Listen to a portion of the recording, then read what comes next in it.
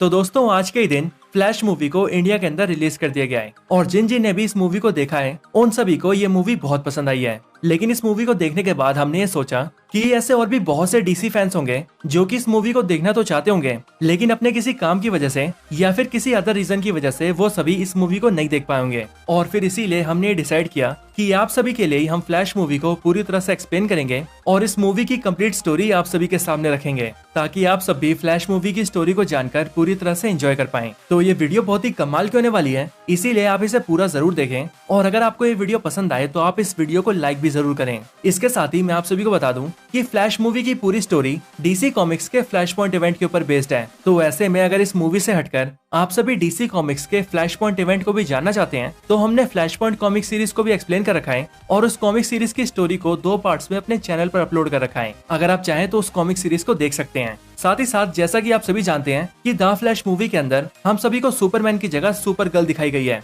और ये super girl और कोई नहीं बल्कि सुपरमैन की कजन है जो कि सेम सुपरमैन की तरह ही क्रिप्टॉन से बिलोंग करती है और वो भी सुपरमैन जैसी बहुत पावरफुल है। तो ऐसे में अगर आप लोग ये जानना चाहते हैं कि सुपरमैन और सुपर गर्ल दोनों में से कौन सा कैरेक्टर ज्यादा पावरफुल है और एक बैटल के अंदर कौन किसे हरा सकता है तो ऐसे में आप सभी कमेंट बॉक्स के अंदर इस टॉपिक को रेकमेंड कर सकते हैं। आपको बस करना ये है कि आप सभी को कमेंट्स के अंदर सुपरमैन फाइट या फिर सुपर गर्ल फाइट या फिर सुपरमैन वर्सेस सुपर गर्ल लिखना है ताकि हम ये समझ सकें कि आप सभी सुपरमैन वर्सेस सुपर गर्ल की वीडियो देखना चाहते हैं। तो वीडियो चाहिए हो तो कमेंट जरूर करना। तो फिर आइए अब हम इन सारी बातों को साइड करते हैं और जानते हैं द फ्लैश मूवी की कंप्लीट स्टोरी को।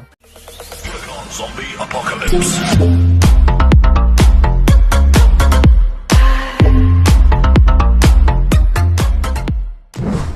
तो मूवी के स्टार्ट होते ही हम सभी बैरी को देखते हैं जो कि अपने ऑफिस जाने के लिए तैयार होकर सीधा पास के ही एक बेकरी शॉप में जाता है और वहां जाकर अपने लिए एक सैंडविच का ऑर्डर देता है। और अब जैसा कि आप सभी ये जानते हैं कि क्योंकि बैरी के पास सुपर स्पीड की पावर्स हैं, इसीलिए वो जब भी तेज भागता है तब उसकी बॉडी के अंदर से बहुत सारी कैलोरीज बर्न होती है और इसीलिए उसे बहुत जल्दी जल्दी भूख भी लगती है जिस वजह से वो जल्दी जल्दी खाता भी रहता है। इस बेकरी शॉप में आकर बैरी अपने सैंडविच का ऑर्डर देता है और उसे रिसीव करने के लिए खड़ा होता है। लेकिन फिर तभी बैरी को एल्फ्रेड का कॉल आता है जो कि बैरी को बताता है कि गौथम शहर के अंदर एक काफी बड़ी रॉबरी हो गई है और एक चोर ने काफी खतरनाक चीज को चुरा लिया है। और वैसे तो उस चोर को पकड़ने के लिए बैटमैन गया है लेकिन उसे पकड़ने में बैटमैन को बैरी की जरूरत है। लेकिन एल्फ्रेड की ये बात सुनकर बैरी उससे कहता है कि अभी वो अपने ऑफिस जा रहा है और इसीलिए एल्फ्रेड को अभी जस्टिस लीग के बाकी मेंबर्स की हेल्प मांगनी होगी क्योंकि वो अपने ऑफिस के लिए पहले ही लेट हो चुका है। लेकिन ये सुनने के बाद एल्फ्रेड बैरी को बताता है कि जस्टिस लीग के सारे मेंबर्स अभी बहुत बिजी हैं और इसीलिए बैटमैन चाहता है कि फ्लैश जल्दी से वहां पर आए।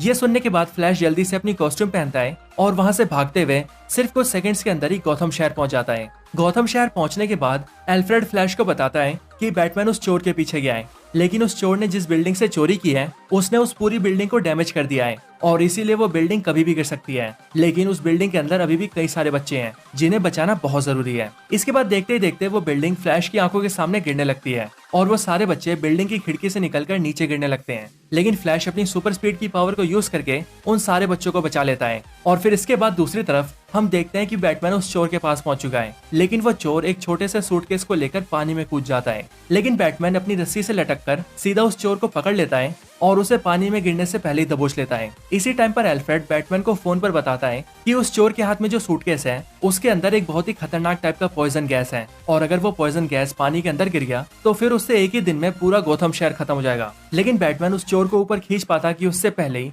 बैटमैन की उस रस्सी का सिस्टम खराब हो जाता है और बैटमैन के बटन दबाने पर वो रस्सी उन्हें ऊपर नहीं खींचती। लेकिन देखते देखते बैटमैन के हाथों से उस चोर का हाथ फिसल रहा होता है लेकिन वो चोर पानी में गिरता कि उससे पहले ही वहाँ पर वंडर वुमन आ जाती है और वो अपने ट्रूथ ऑफ लव्स की हेल्प से उन दोनों को ऊपर खींच लेती है जिसके ठीक बाद ही वहाँ पर फ्लैश भी आता है और फिर वंडर वुमन वहाँ पर बैटमैन और फ्लैश से मिलकर वहाँ से चली जाती है। ये सब होने के बाद बैरी जल्दी से उस बेकरी शॉप में जाता है और वहाँ जाकर अपना सैंडविच लेकर उसे खाते खाते सीधा अपने ऑफिस जाता है। पर ऑफिस जाने के बाद बैरी को बहुत डांट पड़ती है क्योंकि वो बहुत लेट ऑफिस आया होता है। लेकिन फिर जब बैरी अपने ऑफिस का काम खत्म करके अपने ऑफिस से बाहर निकलता है तभी उसके ऑफिस के बाहर उसकी मुलाकात अपनी पुरानी दोस्त से होती है जो कि काफी पहले उसके साथ कॉलेज में पढ़ा करती थी। बैरी की इस दोस्त का नाम आयरिस होता है जो कि जर्नलिज्म की पढ़ाई कर रही होती है और इसीलिए जब वो बैरी से मिलती है तब वो बैरी को बताती है कि अपने जर्नलिज्म के काम के अंदर वो बैरी के डैड के केस पर काम कर रही है और उसके केस को ऑब्जर्व कर रही है। यहीं पर वो बैरी से कहती है कि मुझे इस बात का बहुत दुख है बैरी कि तुम्हारे फादर ने तुम्हारी मॉम का मर्डर कर दिया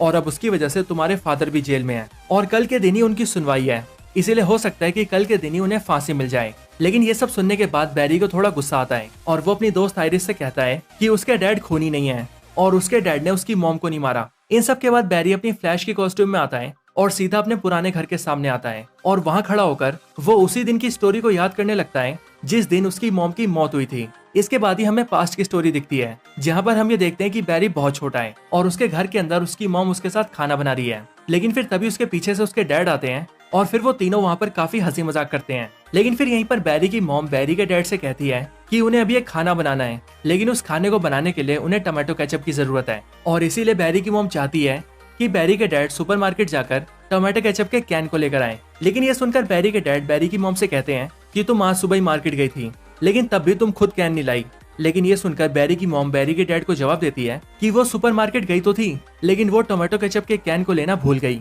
और फिर इसीलिए बैरी के डैड टमाटो केचप को लेने के लिए सुपरमार्केट जाते हैं और बैरी अपने रूम में चला जाता है। लेकिन फिर तभी कुछ टाइम बाद ही बैरी की मॉम की चिल्लाने की आवाज आती है और इसीलिए उस आवाज को सुनकर बैरी जल्दी से नीचे आता है। लेकिन इसी टाइम पर बैरी के डैड भी घर आ चुके थे और क्योंकि उन्होंने भी चिल्लाने की आवाज सुनी थी इसीलिए वो भी जल्दी से बैरी की मॉम के पास जाते हैं। लेकिन बैरी और बैरी के फादर बैरी की मॉम के पास जाते ही वो ये देखते हैं कि उसकी मॉम को किसी ने चाकू मार दिया है और इसीलिए बैरी की मॉम बैरी और बैरी के डैड के सामने ही मर जाती है। इसके बाद ही कहानी प्रेजेंट में आती है जहाँ पर हम देखते हैं कि फ्लैश को इस बात का बहुत गिल्ट है और वो खुद में ये सोच रहा होता है कि काश ये सब ना हुआ होता, काश कुछ ऐसा होता कि जिसकी वजह से उसकी मॉम की मौत ना होती और ना ही उसके डैड जेल में होते। इन सारी बातों को याद करते हुए बैरी वहाँ पर भागने लगता है। बैरी भागता है, जोर से भागता है, बहुत जोर से भागता है और फिर बैरी इतनी जोर से भागता है कि वो स्पीड ऑफ लाइट को ही ब्रेक कर देता है। और फिर इसके बाद ही बैरी को ये पता लगता है कि वो टाइम में ट्रेवल कर रहा है, क्योंकि स्पीड ऑफ लाइट को ब्रेक करते ही बैरी टाइम के एक ऐसे पॉइंट पर आ जाता है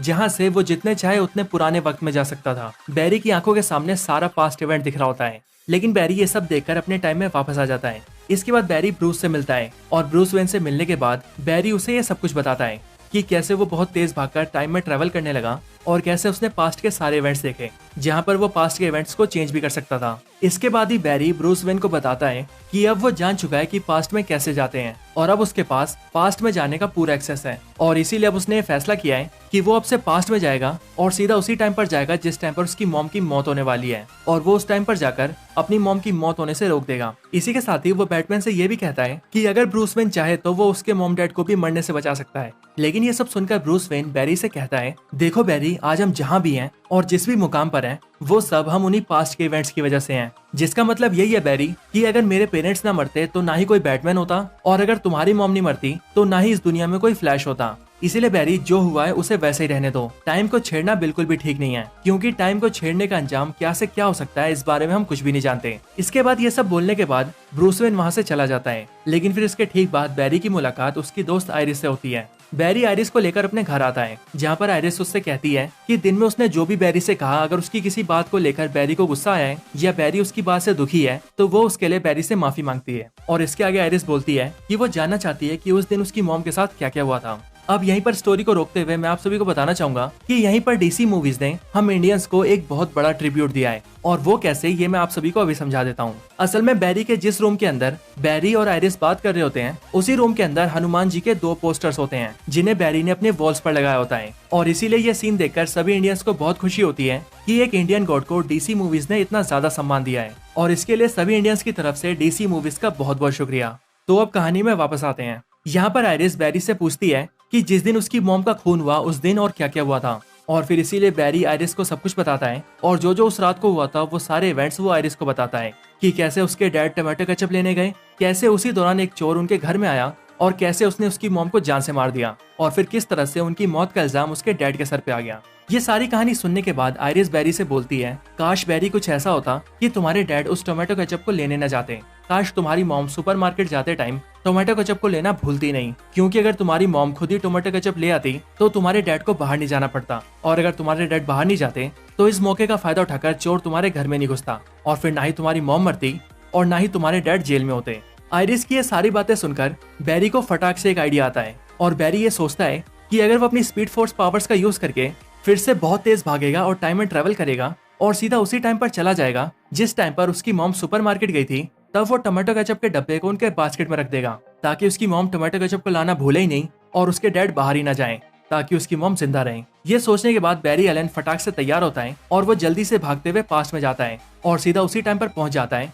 जिस टाइम पर उसकी मॉम सुपरमार्केट में होती है। और फिर उसी टाइम पर वो अपनी सुपर स्पीड यूज करके टोमेटो केचप के कैन को अपनी मॉम के बास्केट में डाल देता है। और फिर ये करने के बाद बैरी अपने टाइम में वापस आ रहा होता है। लेकिन जब बैरी अपने टाइम में वापस आ रहा होता है तभी एक पॉइंट ऑफ टाइम के अंदर एक मिस्टीरियस और अनजान सा आदमी बैरी को एक जोरदार धक्का देता है, जिस वजह से बैरी टाइम के फ्लो से बाहर गिर जाता है। और फिर वो सीधा अपनी दुनिया के एक ऐसे टाइम में पहुंच जाता है जिस टाइम पर बैरी एलन 18 साल का होता है। इस टाइम पर आने के बाद बैरी सीधा अपने घर जाता है और वहां पहुंचते ही वो अपनी मॉम और डैड को देखता है। उन दोनों को देखते ही बैरी को बहुत खुशी होती है और वो ये सोचता है कि आखिरकार उसने अपनी मॉम की जान बचाई ली। इसके बाद वो अपने मॉम डैड से मिलता है और फिर वो उनके साथ खाना भी खाता है और काफी देर बातें भी करता है। लेकिन फिर तभी बैरी शीशे के बाहर ये देखता है कि उस टाइम का बैरी यानी कि 18 साल का बैरी अपने घर आ रहा है। अब यहाँ पर दो बैरीज को देखकर आपको कंफ्यूजन ना हो, इसीलिए हम अपने टाइम के बैरी को बैरी कहेंगे और जो बैरी इस टाइमलाइन से बिलोंग करता है यानी कि 18 साल का बैरी, उस बैरी को हम छोटा बैरी कहेंगे क्योंकि 18 साल का ये बैरी अभी सिर्फ कॉलेज में है।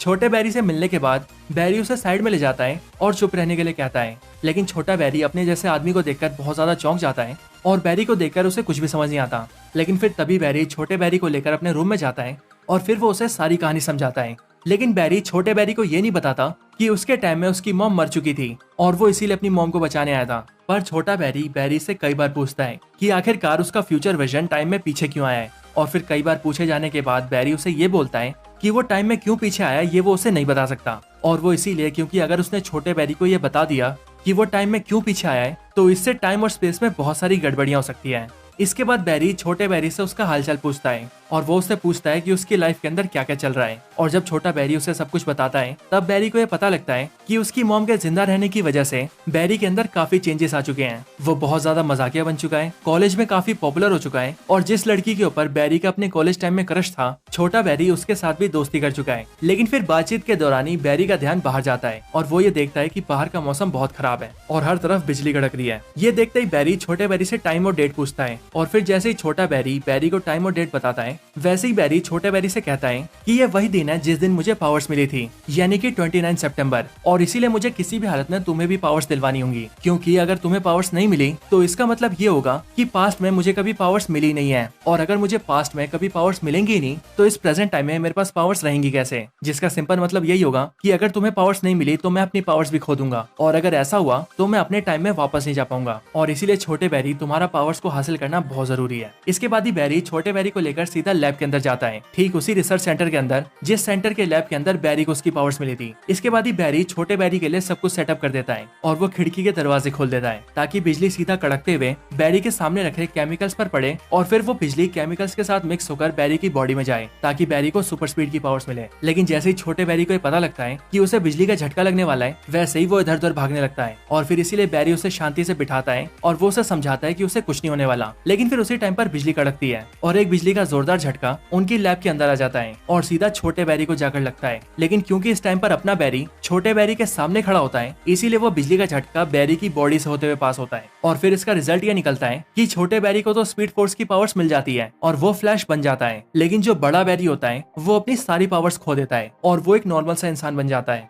ये जानने के बाद कि बैरी अपनी पावर्स खो चुका है बैरी बहुत ज्यादा दुखी हो जाता है क्योंकि अगर बैरी की पावर्स उसके पास नहीं होंगी तो वो अपने टाइम में वापस नहीं जा पाएगा और इसीलिए बैरी ये सोचने लगता है कि उसे कुछ भी करके अपनी पावर्स को हासिल करना होगा। लेकिन जब बैरी ये सब सोच ही रहा होता है तभी वो टीवी पर एक न्यूज देखता है जिस न्यूज में ये बताया जाता है कि जनरल जॉर्ड पृथ्वी पर आ चुका है और वो भी अपनी पूरी आर्मी के साथ। और जनरल जॉर्ड अर्थ वालों से कह रहा है कि वो यहाँ पर अपनी अमानत लेने आया है, अपनी उस अमानत को जो कि सालों पहले यहाँ पर आ गई थी और अगर पृथ्वी वासियों ने उसे उसकी अमानत नहीं दी तो फिर वो पूरी पृथ्वी को ही तबाह कर देगा। ये न्यूज सुनते ही बैरी ये समझ जाता है कि जनरल जॉर्ड यहाँ पर सुपरमैन की बात कर रहा है और वो पृथ्वी पर सुपरमैन को लेने आया है और अगर सुपरमैन उसे नहीं मिला तो वो पूरी पृथ्वी तबाह कर देगा। ये सोचने के बाद बैरी ये सोचता है कि लास्ट टाइम जब जनरल जॉर्ड यहाँ पर आया था तब उसका मुकाबला सुपरमैन से हुआ था, लेकिन सुपरमैन की लाख कोशिशों के बाद भी जनरल जॉर्ड और उसकी आर्मी ने मिलकर हमारी दुनिया के हजारों और लाखों लोगों को मार दिया था और कई सारे लोग बैरी की आंखों के सामने भी मर गए थे। और फिर इसीलिए बैरी छोटे बैरी को ये सारी बात बताते हुए उसे समझाता है कि इस बार कुछ भी करके उसे जनरल जॉर्ड को रोकना होगा और वो इसीलिए क्योंकि इस दुनिया के अंदर उसके मॉम और डैड रहते हैं और बैरी किसी भी हालत में उन्हें कुछ नहीं होने देगा। इसके बाद ही बैरी ये डिसाइड करता है कि वो इस बार सारी जस्टिस लीग को एक साथ लेकर आएगा क्योंकि पिछली बार सुपरमैन जनरल जॉर्ड और उसकी आर्मी के सामने अकेला पड़ गया था, लेकिन लेकिन इस बार अगर जस्टिस लीग मिलकर इनका सामना करेगी तो शायद वो लोग जल्दी से इन्हें हरा देंगे। इसके बाद ही बैरी सारे जस्टिस लीग के मेंबर्स को ढूंढता है और उनके बारे में नेट पर रिसर्च करता है, लेकिन इंटरनेट पर देखने के बावजूद भी बैरी को ये पता लगता है कि इस दुनिया के अंदर कोई भी जस्टिस लीग नहीं है। और वो इसीलिए क्योंकि जस्टिस लीग के जो मेंबर्स हैं उनमें से फ्लैश को अभी पावर्स मिली है, सुपरमैन का कोई अता पता नहीं है, वंडर वुमन के बारे में कोई नहीं जानता, साइबोर्ग को अब तक उसकी पावर्स नहीं मिली है और एक्वामैन इस दुनिया में पैदा ही नहीं हुआ है। लेकिन यहाँ पर भी एक बैटमैन है, लेकिन वो कहाँ रहता है इस बारे में कोई नहीं जानता। बैटमैन के बारे में जानते ही बैरी छोटे बैरी को लेकर सीधा वेन मैंशन में जाता है और वहाँ जाते ही उसकी मुलाकात बूढ़े बैटमैन से होती है और वो बूढ़ा बैटमैन और कोई नहीं बल्कि माइकल कीटन का बैटमैन होता है। बैटमैन से मिलने के बाद बैरी उसे समझाता है कि किस तरह से वो पास्ट में आया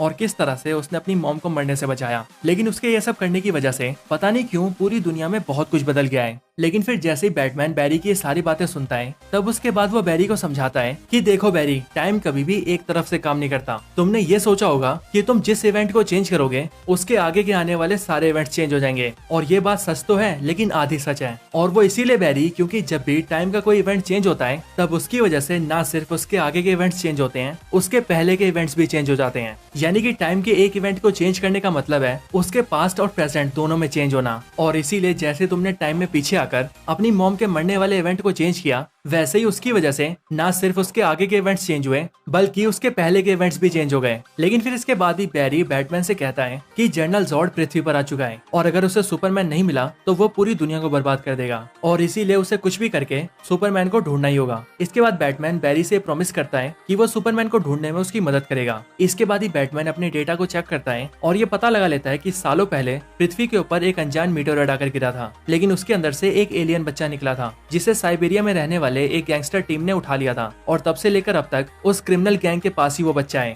ये पता लगता है दोनों बैरी बैटमैन के साथ मिलकर सीधा साइबेरिया में जाते हैं ताकि वो लोग सुपरमैन को बचा सके। और फिर जब वो लोग वहाँ पर पहुँचते हैं तब वहाँ की सारी सिक्योरिटी से लड़ते हुए वो सीधा एक गोल से स्टील के गोले के पास पहुँच जाते हैं और जब वो लोग उसे खोलते हैं तब उसके अंदर उन सभी को एक अनजान सी और दुबली पतली सी लड़की दिखती है जो कि सुपरमैन तो बिल्कुल नहीं होती। उसे देखने के बाद बैटमैन बैरी से कहता है कि ये सुपरमैन नहीं है, इसीलिए इसे छोड़ो और जल्दी से सुपरमैन को ढूंढो। लेकिन बैरी कहता है कि ये लड़की अभी बहुत बुरी हालत में है और इसीलिए उनका फर्ज है कि वो उस लड़की को बचाएं। और फिर इसीलिए वो तीनों उस लड़की को लेकर उस जगह से बाहर निकल जाते हैं। लेकिन बाहर लाते ही वहाँ के बहुत सारे सोल्जर्स उनके ऊपर हमला कर देते हैं और उन सभी को पकड़ लेते हैं और वो लोग उन तीनों को मारने ही वाले होते हैं कि तभी हम सभी देखते हैं कि जिस लड़की को उन तीनों ने बाहर निकाला होता है वो सूरज की रोशनी के सामने आते ही धीरे धीरे पावरफुल होने लगती है। इसके बाद ही वो लड़की उन सारे दुश्मनों को ढेर कर देती है और फिर उसके बाद वो उन तीनों से पूछती है कि वो लोग कौन है और यहाँ पर क्यों आए हैं। ये पूछे जाने के बाद बैरी उसे बताता है कि वो लोग यहाँ पर सुपरमैन को ढूंढने आए थे, यानी कि कार्ल-एल को। और फिर जब वो लड़की ये बात सुनती है तब वो उन तीनों को बताती है कि उसका नाम कारा जोर-एल है और वो कार्ल-एल की कजन है। और सालों पहले जब कार्ल-एल और उसके पेरेंट्स ने उन दोनों को अपने क्रिप्टोनाइट प्लेनेट से बाहर भेजा था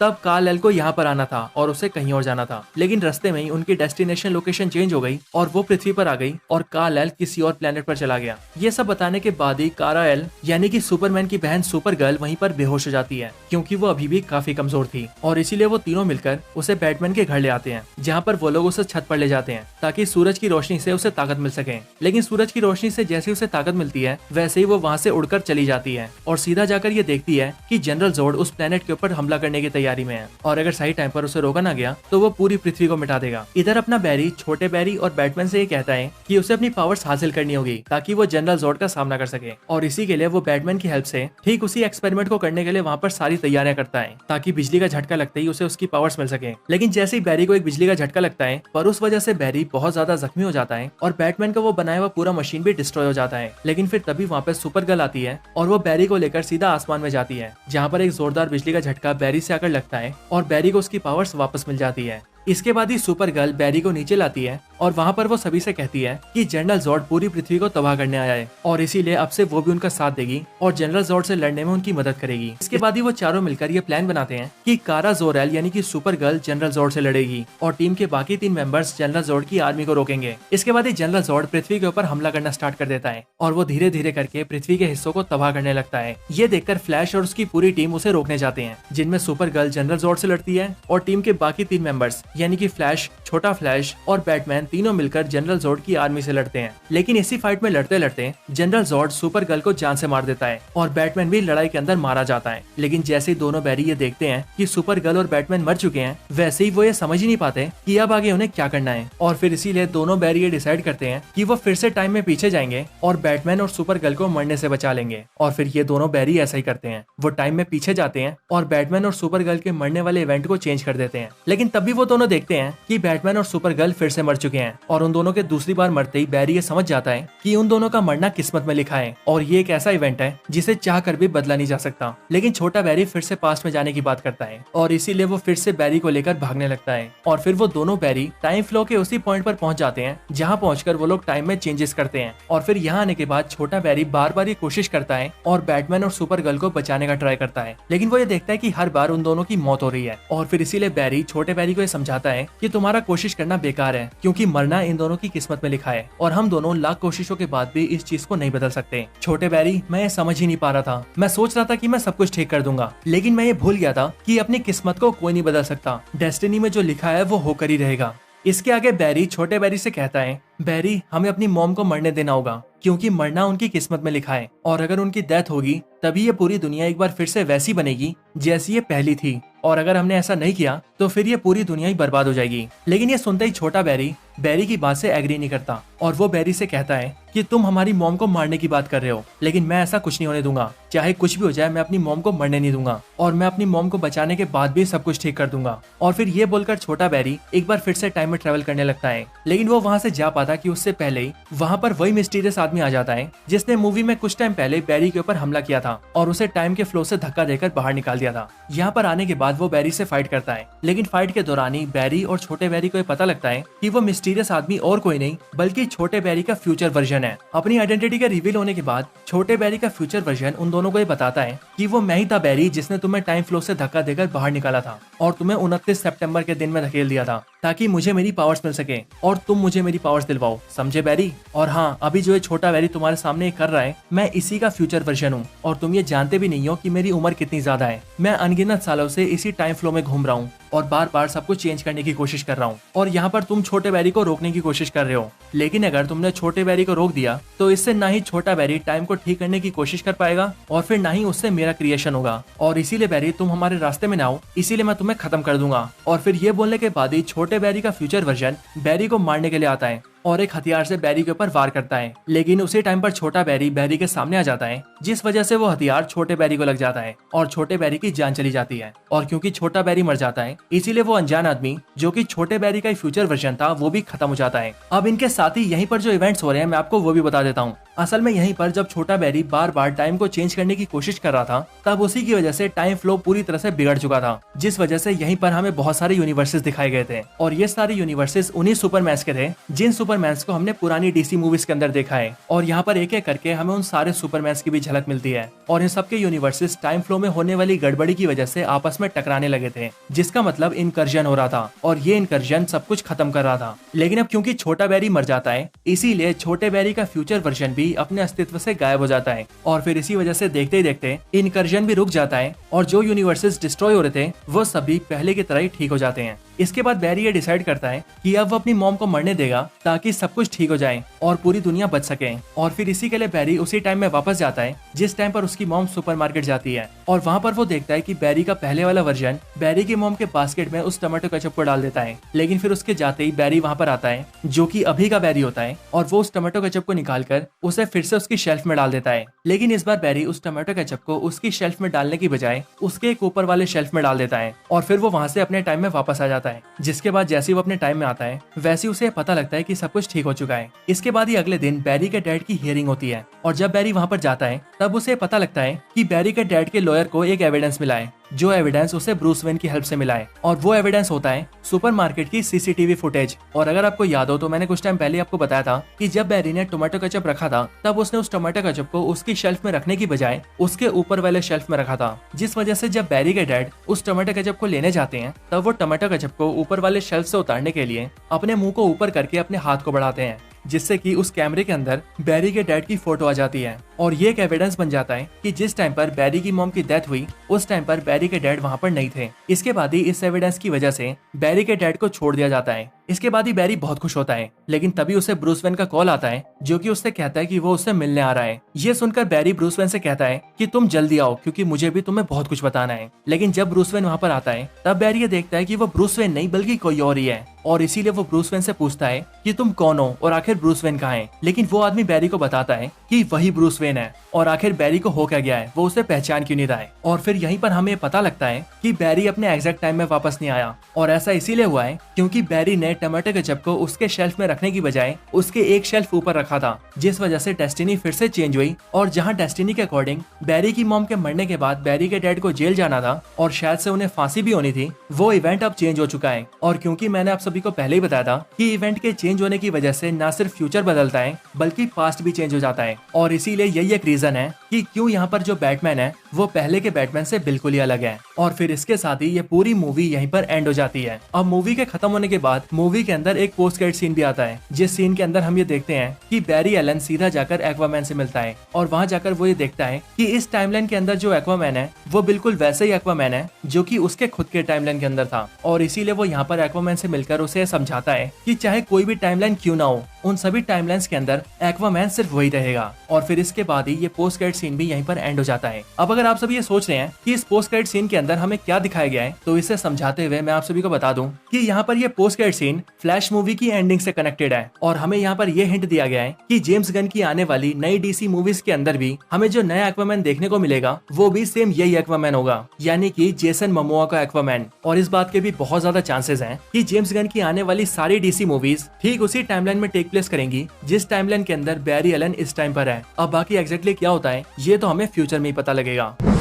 तो दोस्तों यही थी वीडियो फ्लैश मूवी की कंप्लीट स्टोरी के ऊपर। आप सभी को ये वीडियो कैसी लगी मुझे कमेंट्स में जरूर से बताएं। और इसके साथ ही जैसा कि मैं वीडियो के स्टार्टिंग में भी बता चुका हूँ कि अगर आप सभी सुपरमैन वर्सेस सुपरगर्ल के टॉपिक के ऊपर वीडियो देखना चाहते हैं तो आप इस बारे में भी मुझे कमेंट्स में जरूर बताएं। और इसके साथ ही अगर आप सभी फ्लैश पॉइंट कॉमिक सीरीज की स्टोरी को भी जानना चाहते हैं तो उसका लिंक भी आपको इसी वीडियो के डिस्क्रिप्शन में मिल जाएगा। तो बस आज की इस वीडियो में इतना ही। इस वीडियो को यहीं पर एंड करते हैं। वीडियो पसंद आई हो तो लाइक करें, चैनल को सब्सक्राइब नहीं किया तो अभी के भी सब्सक्राइब करें। वीडियो शेयर करना चाहते हैं तो इसे अपने दोस्तों के साथ शेयर भी जरूर करें, और आप सभी इसी तरह से हंसते और मुस्कुराते रहें। बाकी मैं आप सबसे मिलता हूँ ऐसी किसी और बेहतरीन वीडियो में, तब तक के लिए गुड बाय।